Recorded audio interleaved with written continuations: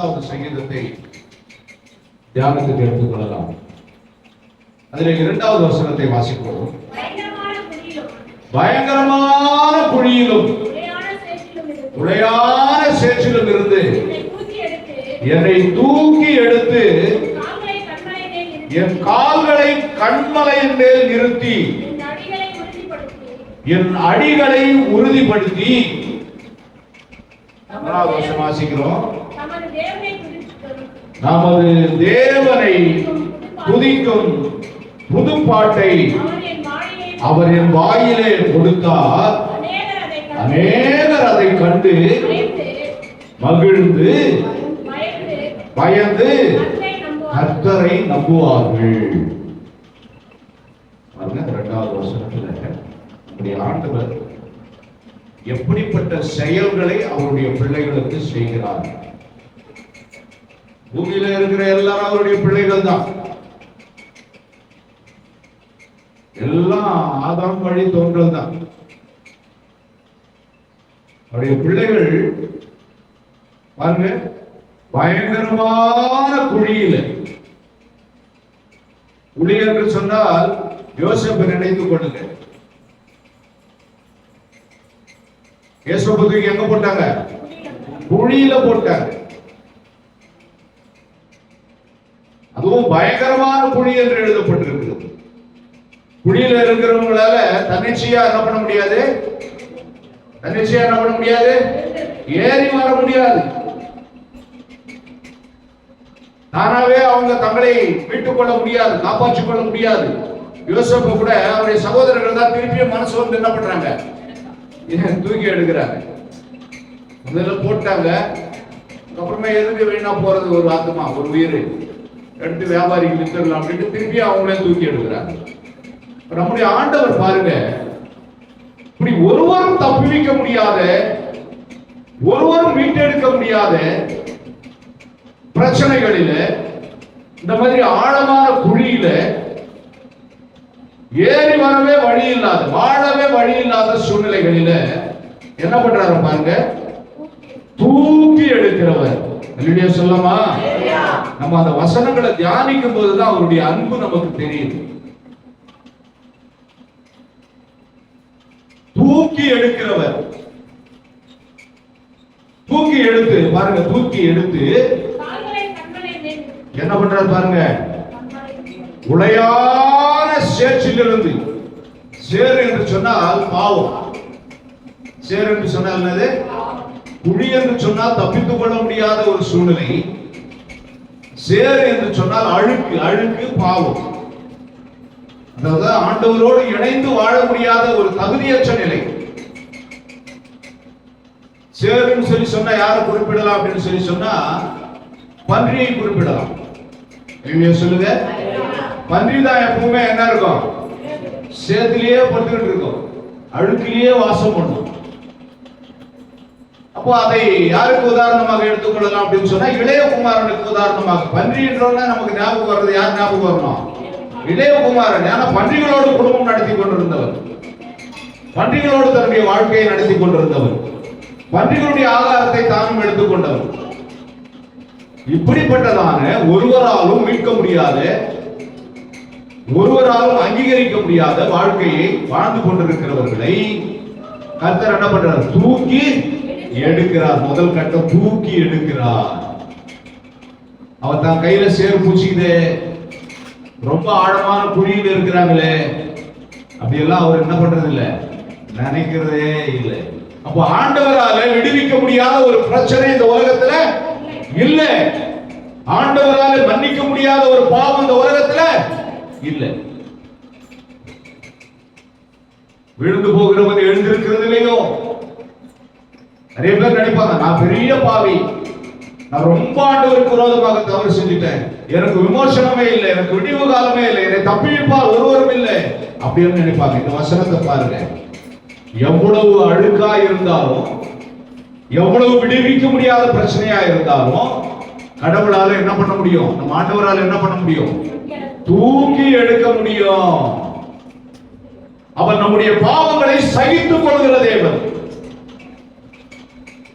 நம்ம ரொம்ப அழுக்கா இருக்கிறோமே அப்படின்னு சொல்லி அவர் விலைக்கு வைக்கிறவர் இல்லை. எவ்வளவு பாவத்துல வாழ்ந்து கொண்டிருக்கிறவனையும் தூக்கி எடுக்கணும்னு தான் அவர் நினைக்கிறார். எவ்வளவு பிரச்சனைகளோடு வாழ்ந்திருக்கிறவனையும் தூக்கணும், மேல லிஃப்ட் பண்ணணும். அவர் அந்த குழியிலேயே சாகக்கூடாது, அந்த குழியிலேயே அனுபவிக்க கூடாது அவனுடைய கஷ்டங்கள் அப்படின்னு சொல்லி நினைக்கிறவர். அப்ப அவரால் என்ன பண்ண முடியும்? தூக்கி அதை நம்ம விசுவாசிக்கணும், அதை நம்ம நம்பணும். ஆண்டவரால் முடியாத ஒரு பிரச்சனை இல்லவே இல்லை. அவர் எல்லா பிரச்சனைக்கும் தீர்வாய் இருக்கிறார். நானே ஒரு பரிகாரியாகிய கர்த்தர். பரிகாரம் அப்படின்னு சொல்லி சொன்னா என்னது? அவர்தான் தீர்வு. உன்னுடைய எல்லா பிரச்சனைகளுக்கும் அவர்தான் தீர்வு. சொல்லுவாங்க, லேகியம் வைக்கிறவங்க சொல்லுவாங்க, மொத்த வியாதிக்கு இந்த லேகியத்தை சாப்பிடுங்க, இந்த பவுடரை சாப்பிடுங்க, இந்த மருந்தை சாப்பிடுங்க, இந்த மாத்திரையை சாப்பிடுங்க, சரியாயிடும் அப்படின்னு சொல்லுவாங்க. அது மருத்துவத்துல அவங்களுக்கு இருக்கிற நம்பிக்கை. ஆனால் கர்த்தருடைய பிள்ளைகளுக்கு இருக்க வேண்டிய நம்பிக்கை, என்னுடைய மொத்த பிரச்சனைகளுக்கும் என் ஆண்டவர் தீர்வாய் இருக்கிறார். இயேசு கிறிஸ்துவினுடைய ரத்தம் என்னவா? நான் சொல்லுங்க வசனம் என்னவா? சகல பாவங்களையும். ஒன்னும் விலைக்கு வைக்கிற பாவம், லேசான பாவம், அது மட்டும் தீர்க்கிறவர் இல்ல நம்முடைய ஆண்டவர். ஏதோ மேலோட்டமா செஞ்சு இருக்கிற பாவத்தை, பெரிய பெரிய பாவத்தை அவரால் முடியாது. அவர் ரட்சிக்க மாட்டார் நம்மளை, அவர் நம்மளை விடுவிக்க மாட்டாரு. சின்ன சின்ன வியாதியை தான் சுகமாக்குவாரு, பெரிய வியாதியெல்லாம் அவரால் சுகமாக்க முடியாது. சின்ன சின்ன பிரச்சனைகளை தான் அவர் சரி பண்ணி விடுவாரு, பெரிய பிரச்சனைகளை அவர் சரி பண்ண மாட்டாரு. நம்ம மனசுல இப்படி நினைச்சிருக்கிறோம் நம்ம. ஆனா வேதம் சொல்லுகிறது சகல பாவங்களையும், சகல தடைகளையும், சகல பிரச்சனைகளையும் விடுவிக்க அவர் தீர்வாய் இருக்கிறார்.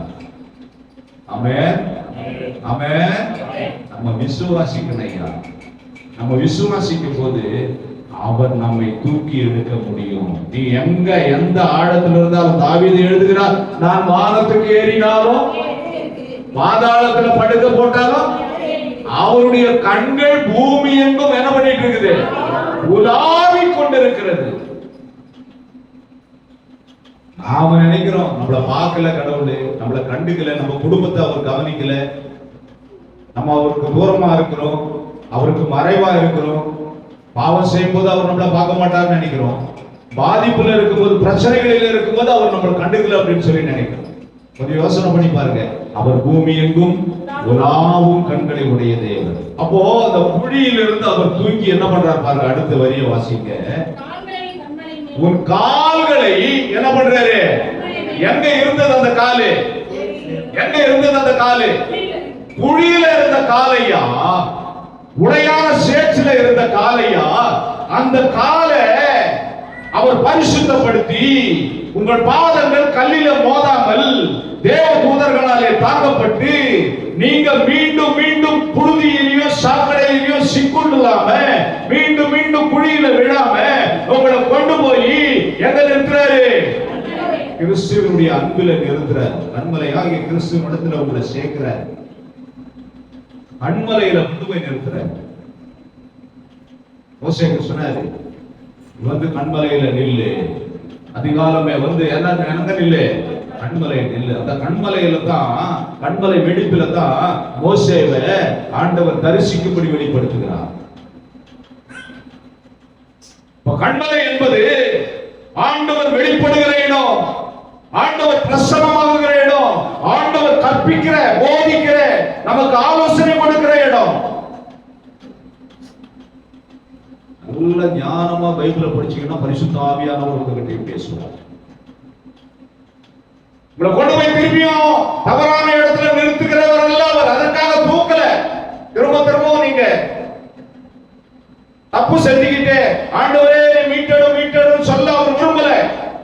உங்களை தூக்குறாரு, லிஃப்ட் பண்றாரு, உங்களை காப்பாத்துறாருன்னு சொன்னா உங்களை கொண்டு போய் எங்க நிறுத்தணும்? அவரு கண்மலையில நிறுத்தணும்ன்றதான் விரும்புறாரு. நாம தான் என்ன செய்யறோம்? அவரோடு கூட ஐக்கியமா இருக்கிறதுக்கு விருப்பம் இல்லாம, அவரோடு கூட பிரயாணப்பட்டு அவரோடு கூட நடக்க நமக்கு பிரியம் இல்லாம, பயணப்பட நமக்கு பிரியம் இல்லாம, அவரோடு கூட சஞ்சரிக்க நமக்கு பிரியம் இல்லாம, நாம திரும்ப திரும்ப என்ன பண்றோம்? விழுகிறவர்களாகவும் எழுந்திருக்கிறவர்களாகவும், விழுகிறவர்களாகவும் எழுந்திருக்கிறவர்களாகவும் இருக்கிறோம். இப்படி விழுந்து விழுந்து எழுந்தாங்க. நியாயாதிபதிகள் புத்தகத்துல பாத்தீங்கன்னா இஸ்ரவேல் ஜனங்கள் ஒவ்வொரு முறையும் தேவனுக்கு விரோதமாக பாவம் செய்வார்கள், அப்புறம் கர்த்தாவே என்று கத்துவார்கள், அப்புறம் ஆண்டவர் அவர்களை விடுவிப்பார். தொடர்ந்து இவங்க செய்யும்போது என்ன பண்றாரு, அவங்கள கொண்டு போய் என்ன பண்றாரு வித்துறாரு, பெலிஸ்தியர் கையில வித்துறாரு. கொஞ்ச நாளைக்கு தண்டனை அனுபவி, கொஞ்ச நாளைக்கு போராட்டங்களை சகித்து அப்புறமாவது நீ மனம் திரும்ப. நிறைய பேரு லாஜிக்க புரிஞ்சிக்காமையே, சத்தியத்தை புரிஞ்சிக்காமையே கிறிஸ்தவர்களா இருக்காங்க. பிரச்சனைகளில் இருந்து வெளியே வர்றதுக்கு நிறைய வழி இருக்குது ஐயா. நீங்க எந்த பிரச்சனையில இருந்தாலும் வெளியே வர்றதுக்கு வழி இருக்குது. அந்த வழியை கரெக்டா கண்டுபிடிச்சா உங்க கால்கள் கண்மலை. நான் இன்னைக்கு தெளிவா சொல்லியிருக்கிறேன். கண்மலை என்றால் எது? கண்மலை என்றால் எது சொல்லுங்க? கண்மலை என்றால் எது? தேவ பிரசன்னம் நிறைந்த இடம், சபை, கிறிஸ்துவுடைய ஐக்கியம். கண்மலையில என்ன போதிக்கப்படும்? கண்மலையில தேற்றப்படும், கண்மலையில அரவணைக்கப்படும், கண்மலையில காப்பாற்றப்படும், மதிலாய் சூழ்ந்து பாதுகாக்கப்படும். பாதுகாப்பான இடம் தான் கண்மலை. இன்னைக்கு கிறிஸ்தவர்களுக்கு பாதுகாப்பான இடம், ஓடி ஒளிந்து கொள்ளும் அடைக்கல பட்டணம் சபைதான். சொல்லுங்க. நீதிமான் என்ன பண்ணுவானா? ஓடி ஒளிந்து கொள்வான் அவருடைய சமூகத்தில் என்று எழுதியிருக்கிறது.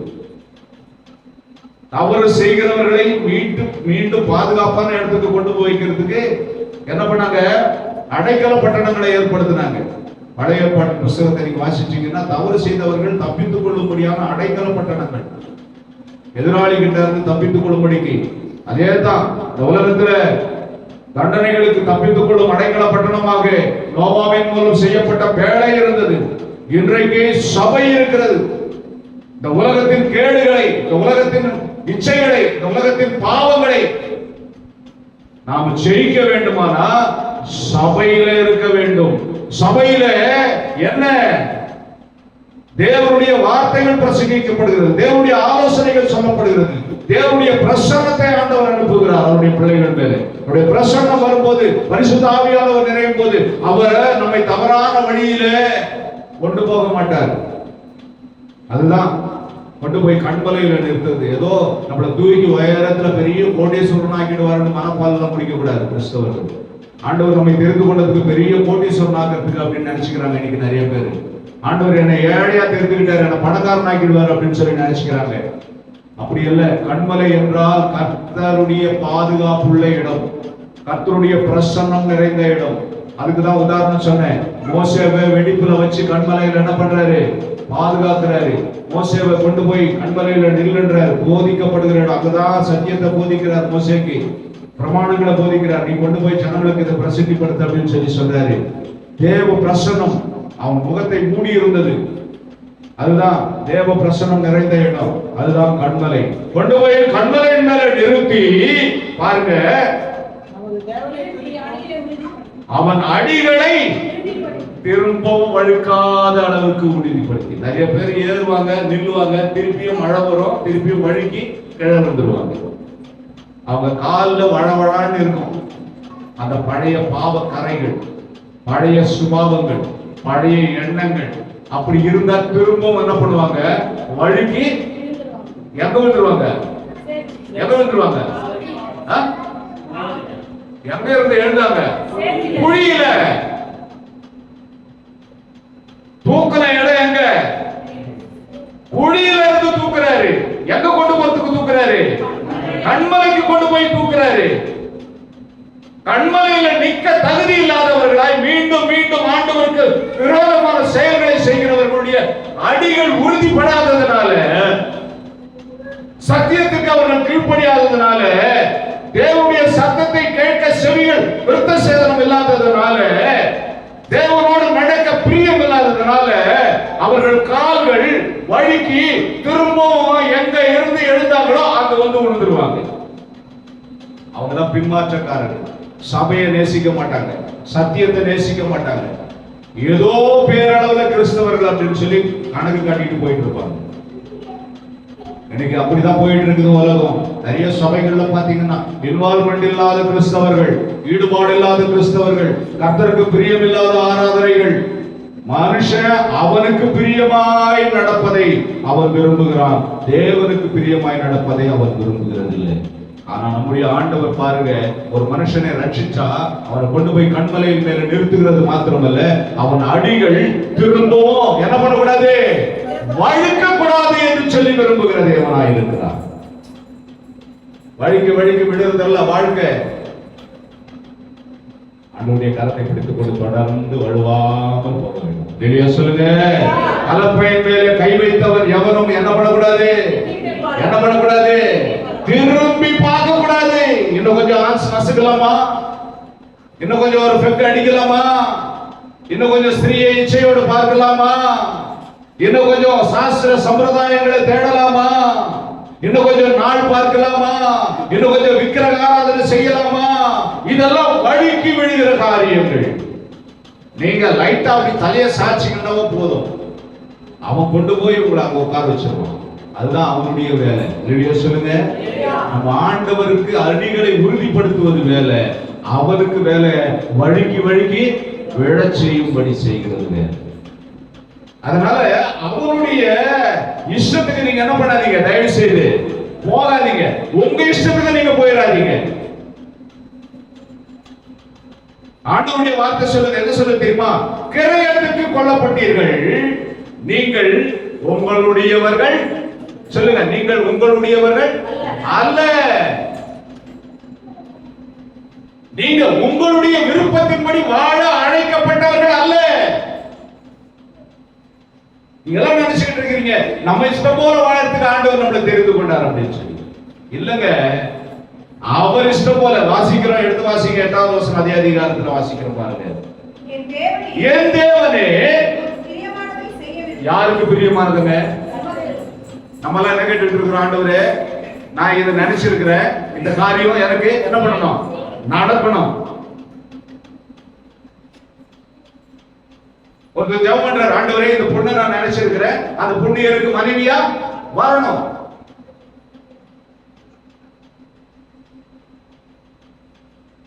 யோசனை பண்ணி பாருங்க. ஈசாக்கு இயேசு கிறிஸ்துவுக்கு முன்னடையாளமா இருக்கிறார். இயேசு கிறிஸ்து இஸ் ஈக்குவல் டு ஈசாக்கு, ஈசாக்கு இஸ் ஈக்குவல் டு இயேசு கிறிஸ்து. இந்த பழைய ஏற்பாட்டுல நிறைய பேர் கிறிஸ்துவுக்கு முன்னடையாளமாக இருக்கிறார்கள். ஈசாக்கு பலியிடப்படும் போது ஆண்டவராலே மீட்கப்பட்டார். இயேசு கிறிஸ்து சிலுவையில் அறையப்பட்டு 3ஆம் நாள் உயிரோட எழுதினார். ஈசாக்கு தன்னுடைய மனைவி இவள் தான் என்று தீர்மானம் பண்ணல. ஆனா யாக்கோபு என்ன பண்ணார் தெரியுமா, தீர்மானம் பண்ணிட்டார். தீர்மானம் பண்ணிட்டு தான் என்ன பண்ணிட்டு இருக்கிறாரு, ஜெபம் பண்ணிட்டு இருக்கிறாரு. ஆண்டவரே 7 இல்ல இன்னொரு 7 வருஷம் கூட காத்து இருக்கிறேன், அந்த மனைவியே எனக்கு கொடுத்துருங்க. ஈசாக்குக்கும் யாக்கோபுக்கும் இருக்கிற வித்தியாசத்தை நீங்க பாருங்க. ஈசாக்கு என்ன பண்ணாரு தெரியுமா, ஈசாக்குடைய அப்பா ஆபிரகாம் என்ன பண்ணாரு, எலியாசர் அனுப்புறார், நீ போ, கர்த்தர் உன்னை நடத்துவார், கர்த்தர் உனக்கு ஒரு மனவாட்டியை காமிப்பாரு, அந்த மனவாட்டியை கூட்டிட்டு வா. அல்லேலூயா சொல்லுங்க. அவன் ஜெபம் பண்ணிட்டு போறான், ஆண்டவரே என்னுடைய வழியை வாய்க்க பண்ணுங்க. அவங்க வீட்டுக்கு போகும்போது, லாபான் வீட்டுக்கு போகும்போது சொல்றார், கர்த்தரால் ஆசீர்வதிக்கப்பட்டவரே நீங்க உள்ள வாங்க. அப்ப ஜெபம் பண்ற, ஆண்டவரே தண்ணி தரவண்ட எனக்கு, ஆண்டவரே என்னுடைய எஜமானுக்கு ஒரு பெண்ணை தேடி வந்திருக்கிறேன், உமக்கு சித்தமான ஒரு பெண்ணை இங்க அனுப்புங்க. நம்மளாம் எந்தெந்த விஷயத்துல தவறுறோம் கொஞ்சம் யோசனை பண்ணி பாருங்க. ஆழமான சத்தியங்களை ஆழமாக நீங்க புரிந்து கொள்ள வேண்டுமானால் பரிசுத்த ஆவியானவர் உங்களுக்குள்ளே வேலை செய்யணும். பரிசுத்த ஆவியானவர் வேலை செய்யலன்னா இந்த சத்தியம் புரியாது, மேலோட்டமா நீங்க போயிட்டு இருப்பீங்க. அதுதான் யாக்கோபுடைய ஜெபத்துக்கு, யாக்கோபுடைய குடும்ப வாழ்க்கைக்கு, ஈசாக்குடைய குடும்ப வாழ்க்கைக்கும் இருந்த பெரிய ஆசீர்வாதம். இங்க தாவீது சொல்றாரு, கர்த்தாவே பாருங்க, என் தேவனே உமக்கு பிரியமானதை செய்ய விரும்புகிறேன். உமக்கு பிரியமானதை செய்ய விரும்புகிறேன். 3வது வசனம் வாசிங்க. புது பாட்டை உனக்கு தருவார். கண்மலையின் மேல நிறுத்தினவரு அவருக்கு பிரியமானதை செய்ய நீ விரும்புனீன்னா, அங்க கண்மலையில உட்கார்ந்துட்டு உனக்கு பிரியமானதை செய்யக்கூடாது.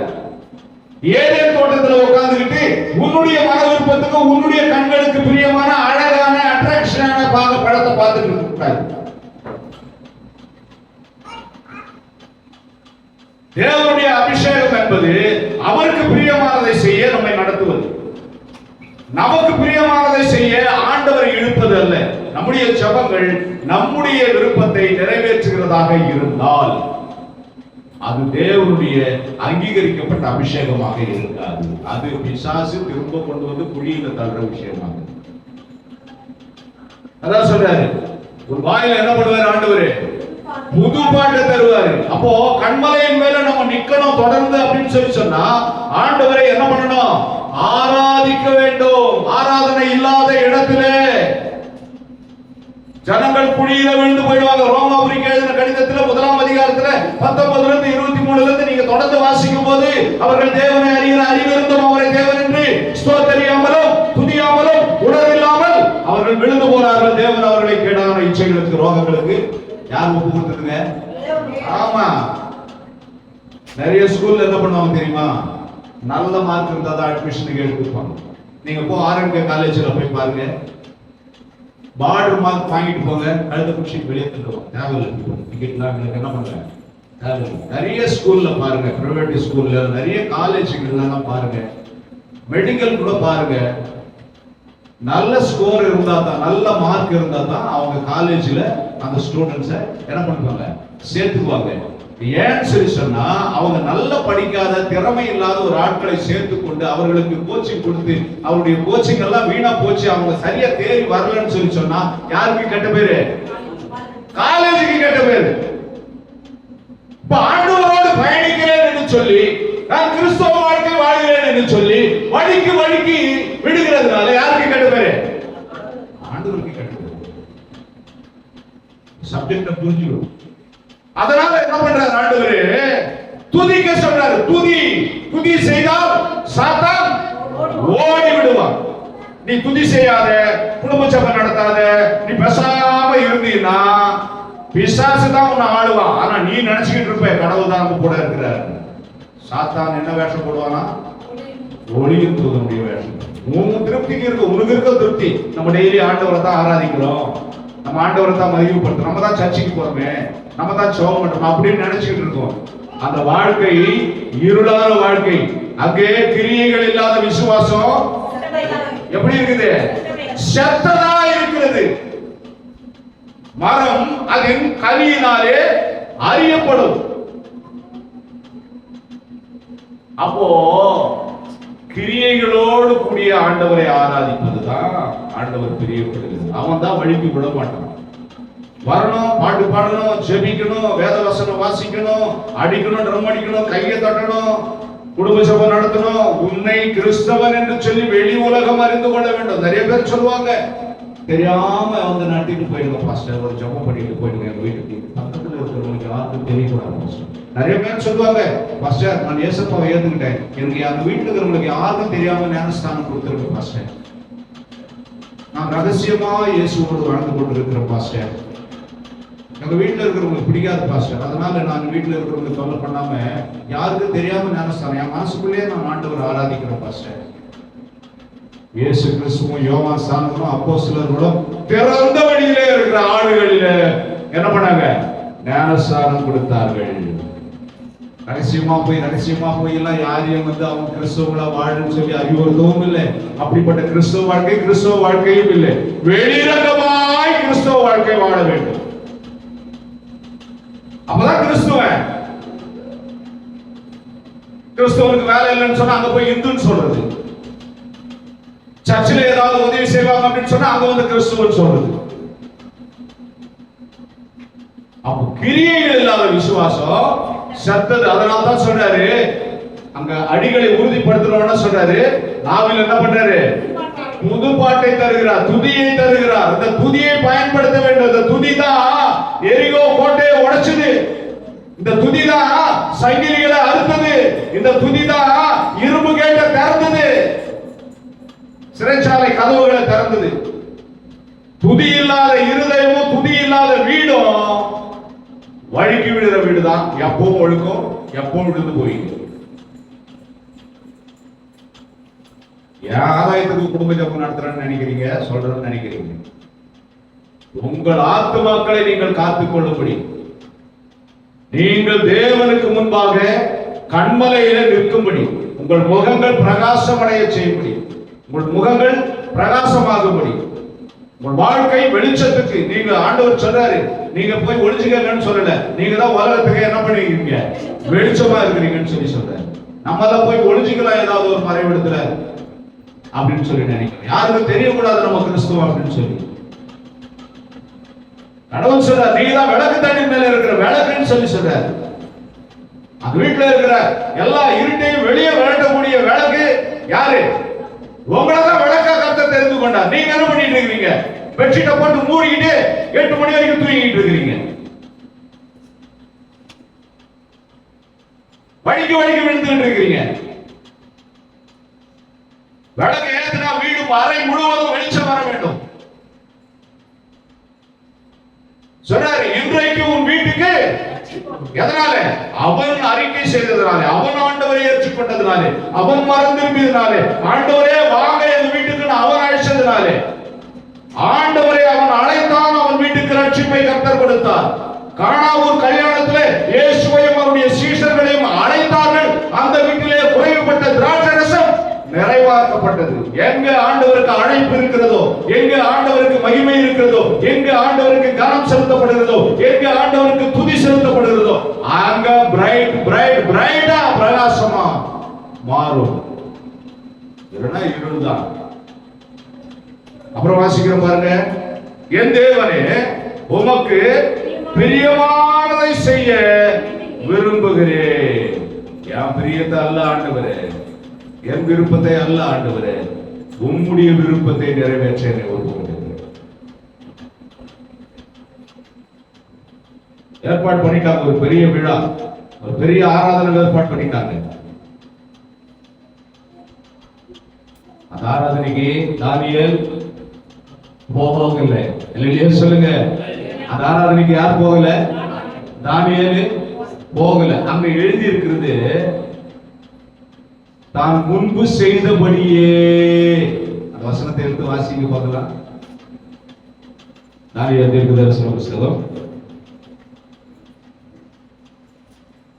3 வேளையும்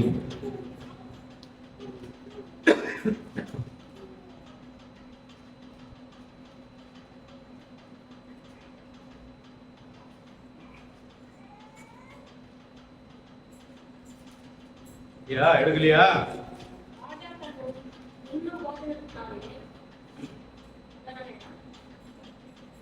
முதல் அதிகாரம் இல்ல,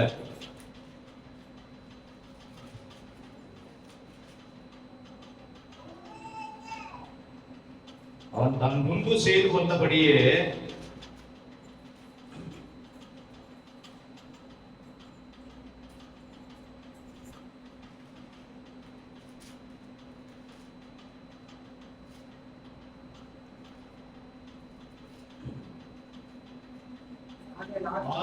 ஆறாம் அதிகாரம் 10வது வசனம்.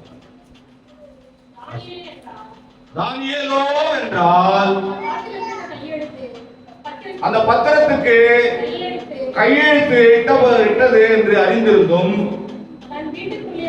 தன் வீட்டுக்குள்ளே போய் மேலறையில் எருசலேமுக்கு நேராக பலகணிகள் திறந்திருக்க அங்கே தான், கொஞ்சம் கவனமா கேட்கணும் இந்த வசனத்தை, அங்கே தான் முன்பு செய்த வந்தபடியே. ஆல்ரெடி டைம் டேபிள் போட்டிருக்கிறாரு. 6 to 7 பிரேயர், 9 to 11 சர்ச் இருக்குது, 12 சர்ச் இருக்குது. வெள்ளிக்கிழமை 7 மணியிலிருந்து 8 மணி வரைக்கும் பிரேயர் இருக்குது. ஆல்ரெடி டைம் டேபிள் போட்டு வச்சிட்டாரு அவரு. நல்லா புரிஞ்சுக்கணும். முன்பு பிளான் பண்ணபடியே, முன்பு செய்து வந்தபடியே தொடர்ந்து அவர் நடத்தி வந்த ஜபத்தை ராஜாவுக்காக இவர் நிறுத்திக் கொள்ள. யாரும் கவனிக்கலையா? நீங்க என்ன எழுதி இருக்குது? முன்பு அப்படின்னா என்ன அர்த்தம்? ரெகுலரா பிரியாரிட்டி கொடுத்து அவர் என்ன பண்ணிட்டு இருக்கிறாரு? ரெகுலரா அந்த குறிப்பிட்ட நேரத்துக்கு பிரேயர் ஹாலுக்கு போயிடுவார், அவர் ரூமுக்கு போயிடுவார். அவர் ஆராதனையை தொடர்ந்து செய்ய ஆரம்பிச்சிருவார். முன்பு பிளானட் அது. அந்த பிளானட யாருக்காகவும் மாற்றிக்கொள்ள விரும்பல. யாருக்காகவும் பக்கத்தில் இருக்கிறவனுக்காக இல்ல, ராஜாவுக்காக மாற்றிக்கொள்ள விரும்பல. பழைய பைபிள்ல குறிச்சிருந்து இந்த பைபிள் பிரிச்சு கேட்டாங்க. அப்போ நம்முடைய விருப்பத்தின்படி அல்ல, அங்க தாவீது எழுதுகிறார், உம்முடைய விருப்பத்தின்படி செய்ய எனக்கு போதித்தருங்க அப்படின்னு சொல்லி சொன்னா, அவர் விருப்பம் சர்ச்சுக்கு வராம நம்ம வேற எங்கேயோ உட்கார்ந்து இருக்கிறதா? அப்படி விரும்புவார் ஆண்டவரு? அப்போ ஆல்ரெடி பிளானடு. வெள்ளிக்கிழமை 7 மணில இருந்து 8 மணி வரைக்கும் பிரேயர்ன்றது, ஞாயிற்றுக்கிழமை 9:30 மணில இருந்து 12 மணி வரைக்கும் பிரேயர்ன்றது. இல்ல நீங்க மாசத்துக்கு ஒரு நாள் குடும்ப சபம் இத்தனாம் தேதி வைக்கணும்ன்றது பிளானடு. இந்த மாதிரி சூழ்நிலைகளை யாருக்காகவும் நான் விட்டு கொடுக்க மாட்டேன். அதுதான் உமக்கு பிரியமானதை செய்ய எனக்கு போதித்தருளுங்க. அப்போ நம்ம என்ன பண்றோம்? சர்ச்சு தானே பாத்துக்கலாம், ஆண்டவர் தானே பாத்துக்கலாம். அப்ப தேவ நாமத்துக்கு மகிமை இல்லாத காரியங்களை செய்யறதுக்கு, தேவ நாமத்துக்கு மகிமையான காரியங்களை இழந்து விடுகிறோம். ஆண்டவரோடு பண்ண கமிட்மெண்ட், ஆண்டவரோடு செய்து கொண்ட ஒப்பந்தத்தை, ஆண்டவருக்கு நம்ம கொடுத்த வாக்குறுதிகளை யாருக்காக இழக்கிறோம் பாருங்க. இவர் பாருங்க, ராஜாவினுடைய கையெழுத்து அங்கே பத்திரத்திலே போடப்பட்டது என்று அறிந்திருந்தும், சட்டம் கடுமையாக இருக்கிறது என்று அறிந்திருந்தும், இவர் தன்னுடைய ஜப நேரத்தை ராஜாவுக்காக காம்ப்ரமைஸ் பண்ண விரும்பல. சரி, ராஜா கூப்பிட்டாரு, சாமி தானே அப்புறம் பார்த்துக்கலாம் அப்படின்னு சொல்லி நினைக்கல. இதெல்லாம் ஆழமான சத்தியங்கள். இதெல்லாம் பைபிள் படிக்கிறவங்களுக்கு தெய்வ பயம் ஆட்டோமேட்டிக்காவே வந்துடும். நம்ம இதை அசட்டை பண்ணக்கூடாது, அதை அசட்டை பண்ணக்கூடாது, நம்ம இதை கண்டிப்பா நிறைவேற்றணும், அதை கண்டிப்பா நிறைவேற்றணும், இங்க இப்படி எழுதி இருக்குது, நம்முடைய அடிகள் வழுவாம இருக்கணும்னு சொல்லி சொன்னா இப்படிப்பட்ட காரியங்களை தொடர்ந்து செய்ய வேண்டும் என்று சொல்லி கர்த்தர் விரும்புகிறார். அப்போ நமக்கு பிரியமானதின்படி அல்ல, அவருக்கு பிரியமானதின்படி செய்ய நம்மை என்ன பண்ணணும்? ஆண்டவரோடு நாம இணைத்துக் கொள்ள வேண்டும். இங்கே தான் முன்பு செய்து வந்தபடியே அப்படிங்கிற வார்த்தை எதை குறிக்கிறது என்று சொன்னால், நாம் எடுத்த ஆண்டவருக்காக எடுத்த தீர்மானங்களை நாம் ஒருபோதும் யாருக்காகவும் என்ன பண்ணிக்க கூடாது? விட்டு கொடுக்க கூடாது, மாற்றிக்கொள்ள கூடாது. நமக்கு அருமையானவர்கள் இருப்பாங்க, அவங்களுக்காக நம்ம என்ன பண்ண முடியாது? மாற்ற முடியாது. அப்போ அவருக்கு பிரியமானதை செய்ய நாம் உட்படும் போது நம்முடைய அடிகள் வழுவாமல் இருக்கும். அங்க நம்முடைய வாயில என்ன பண்றாரு? 3வது வசனம், கர்த்தரை துதிக்கும் புது பாட்டை கொடுக்கிறாரு. அதுக்கப்புறம் அநேகர் அதை கண்டு, அந்த வசனத்தை பாருங்க. இருங்க, ஒரு வரியா போ, நீங்க வேகமா படிச்சுட்டு அதுல ஒண்ணுமே கருத்தை புரிஞ்சிக்க முடியாது. ஆவியானவர் என்னென்ன வெளிப்படுத்துறாரு ஒரு வரியா, ஒரு சென்டென்ஸா பார்க்கணும். அநேகர் என்ன பண்றாங்க? நீங்க துதிக்கிற துதிய என்ன பண்ணணுமா? பார்க்கணுமா? வீட்லயே வாயிலே முழுங்க கூடாது. காலையில இருந்து ஜெபம் பண்றது ஒரு 4 பேருக்காவது கேட்கட்டும், நைட்ல ஜெபம் பண்றது ஒரு 4 பேருக்காவது கேட்கட்டும். எதுக்கு மைக்கெல்லாம் வச்சு பேசிட்டு இருக்கிறோம்? எல்லாம் எதுவுமே யாருமே, நம்ம 4 பேர் தானே இருக்கிறோம், அப்படி மைக்கெல்லாம் கூட பேசணும். 4 பேர் கேட்கட்டும், கர்த்தருடைய வார்த்தை அவர்கள் செவிகளிலே உழட்டும். அநேகர் காணும்படியாக. யாருக்கு தெரியாம இல்லங்க உங்களுடைய ஜெபம், உங்களுடைய துதி, உங்களுடைய பாடல்கள். நான் திரும்ப திரும்ப சொல்றேன், கர்த்தருடைய நாமத்தை என்ன பண்ண சொல்லி இருக்குது? பிரஸ்தாபப்படுத்த சொல்லி இருக்குது. பிரஸ்தாபம் என்பது அடக்கிக் கொள்வதல்ல, விவரிப்பது, விரித்து பரந்த மனப்பான்மையோடு எல்லாரும் தெரிந்துக்கணுங்கிற எண்ணத்தோடு செயல்படுவதுதான் பிரஸ்தாபம். அப்போ இங்க அநேகர் அதை கண்டு பயந்து, அல்லேலூயா சொல்லுங்க, பயப்படுவாங்க கடவுளை பார்த்து. இவ்வளவு பயங்கரமான ஆண்டவர் பாருங்க, குழியில இருந்தான், உடையான சேற்றில் இருந்தான், அவனை தூக்கி கொண்டு போய் கண்மலையில நிறுத்தி இருக்கிறாரு. நிறுத்தந்த மாத்திரம் இல்ல, அவன் வழிக்கு விழாம இருக்கிறாயா, அவன் அடியை உறுதிப்படுத்தி இருக்கிறாரு. அவன் அந்த கண்மலையில இருந்து நிறைய விஷயங்களை தெரிஞ்சுக்கிறான். அந்த கண்மலையாகிய கிறிஸ்துவிடத்துல இருந்து அவன் நிறைய விஷயங்களை தெரிஞ்சுக்கிறான்.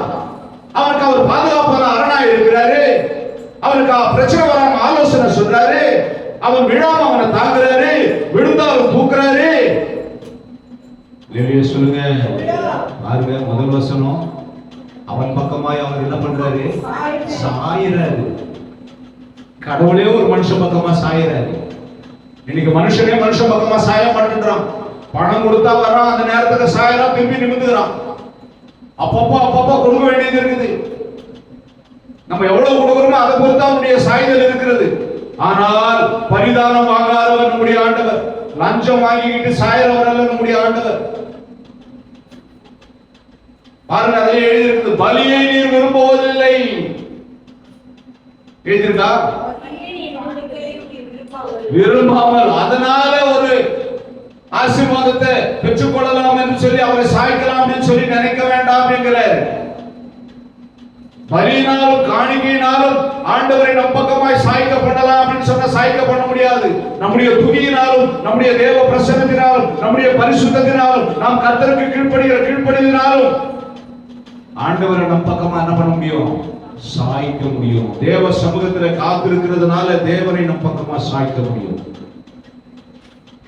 அநேகர் அதை கேட்டு அவர்கள் பயப்படுவார்கள். உனக்கு விரோதமாக யார் எழுப்பினாலும் அவர்கள் உன் பட்சத்துல வருவார்கள். இல்லையா சொல்லுங்க. ஈசாக்கு போன்ற கிணறு எல்லாம் தூத்து போட்டுக்கிட்டே இருந்தாங்க. கொஞ்ச நாள் பொறுமையோடு காத்திருந்தான். அந்த வசனம் முதல் வசனம் சொல்ற மாதிரி. சரி தூத்து போறீங்களா? சரி நான் வேற இடத்துக்கு போறேன். சரி தூத்து போறீங்களா? அடுத்த இடத்துக்கு போறேன். திருப்பி தூத்து போறீங்களா? அடுத்த இடத்துக்கு. இப்படியே என்ன பண்ணிட்டு இருந்தான்? விட்டு கொடுத்து ஆண்டவருடைய வார்த்தைக்கு இணங்கி வேற இடத்துக்கு போயிட்டே இருந்தான். ஒரு கட்டத்துல ஆண்டவர் கிரியை செய்ய ஆரம்பிச்சாரு. யார் விரோதமா எழுப்பினாரோ அந்த ராஜாவே வந்து, உன்னோட கூட ஆண்டவர் இருக்கிறது நாங்கள் இப்பொழுது அறிந்து கொண்டோம். எழுதியிருக்கிறது. அநேகர் அதை கேட்டு பயந்துட்டாங்க. அவங்க நம்ம என்ன எத்தனை துறவு தோன்றோம், அத்தனை துறவு தூத்து போடுறோம், இவன் ஒண்ணுமே ரியாக்ஷனை கொடுக்காம இருக்கிறானே. கர்த்தர் உங்களுக்காக யுத்தம் செய்வார், நீங்க சும்மா இருப்பீங்க. ஈசாக்கு சும்மா இருந்தான். ஆண்டவர் வேலை செய்ய ஆரம்பிச்சிட்டார். அவர் வேலை செய்ய ஆரம்பிச்சிட்டாருன்னா ராஜாவே வந்து ஈசாக்கு கிட்ட சொல்றாரு, நீ பலத்த ஜாதி ஆயிட்ட, நீ பெரிய ஆளாயிட்டப்பா, இனிமேல் உன்னை எதிர்க்க என்னால் முடியாது. அதனால நாம ஒரு உடன்படிக்கை செய்து கொள்வோம். கடவுளும் கூட இருக்கிறத நான் புரிந்து கொண்டேன். ஒரு உடன்படிக்கை. இந்த மாதிரி ஒரு சூழ்நிலைக்கு நம்முடைய எதிராளியை கொண்டு விடுகிறது தேவ பிரசன்னம்.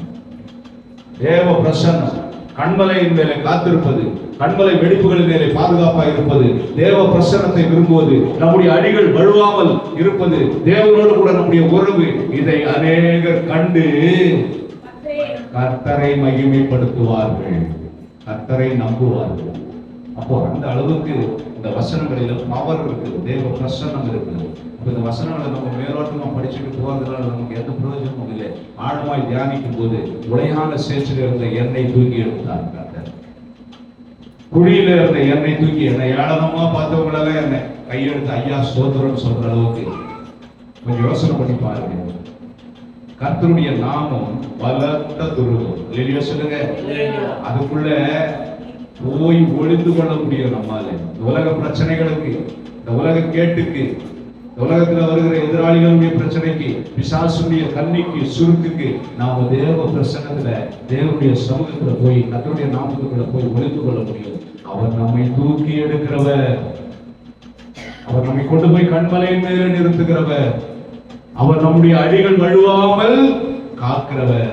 அவருக்கு பிரியமாய் நாம் செய்யும் போது கர்த்தர் நிச்சயமாக நம்மை வழி நடத்துவார். அநேகரை கண்டு தேவனை மகிமைப்படுத்துவார். கண்களை மூடி ஜெபிக்கலாம். கர்த்தர் உம்மை ஆசீர்வதிப்பாராக.